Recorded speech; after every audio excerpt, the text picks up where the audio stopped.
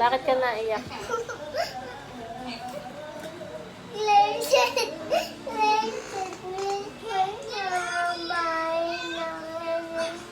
Ayusin mo, hindi ko maintindihan. Bakit ka naiyak?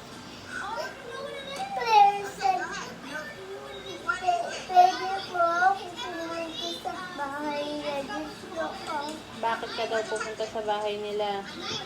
Dito na lang po. Pwede ba yun? Ang layo ng bahay nun eh. Paano ka pupunta doon? Ano? Paano? Hindi alam na. Paano nga po? Mag-walk ka ba? Mag-walk ka ba? Paano nga? E-bike! Marunong ka mag-drive? Sino kasama mo doon? Sino kasama mo doon?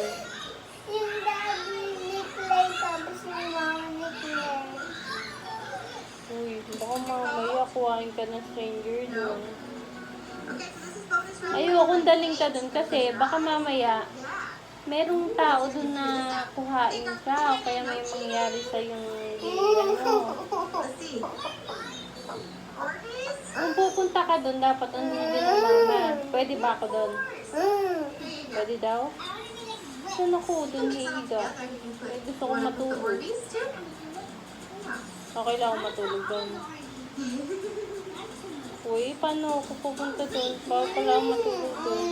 Pwede si kuya. Pwede si kuya doon. Sabi? Baka ang dami-dami na natin doon. Baka doon na lang tayo kaya tumira.